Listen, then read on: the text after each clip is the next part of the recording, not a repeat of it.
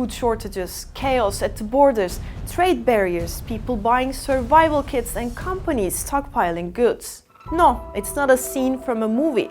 It's just a small part of what might happen in the United Kingdom if the country leaves the European Union without any deal on March 29, 2019. This is all according to a recent British government report published a month before the looming Brexit deadline.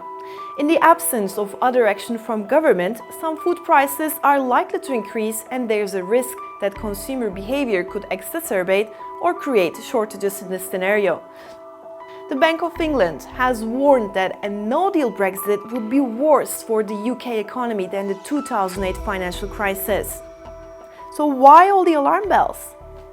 A no-deal exit will lead to delays and higher prices as suppliers adjust to meet demands, especially when it comes to food.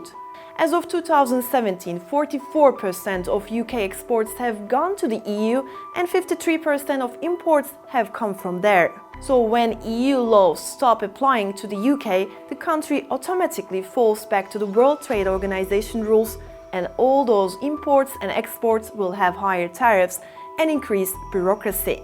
Under this scenario, how food will cross the border is a question mark. Currently, the UK gets 30% of its food supply from the EU and pays no tariff fees. But if exit occurs without a transitional period, beef, for instance, will face an additional 40% tariff, while the tariffs for the dairy products will be 44.6%. The expected tariff increases across the food industry will likely raise food prices by 10%. And this will affect household spending. And then there's a thing called the Brexodus.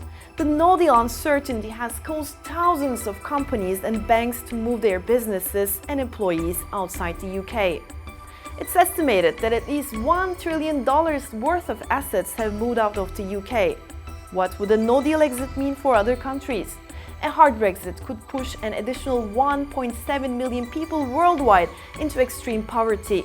Many developing countries have no tariff deals with the EU, but a hard Brexit will temporarily halt their exports to the UK, while new trade deals will need to be written up. Cambodia is expected to be the most affected among the developed countries. Bigger economies with strong trade ties with the UK also don't want to see a no-deal Brexit. Free trade agreements with non-EU countries like Turkey or Japan would be lost, potentially harming all parties and the global economy.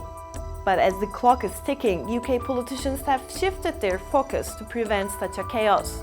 British Prime Minister Theresa May believes that a disorderly exit will be averted before the March 29 deadline. Let's see what will happen.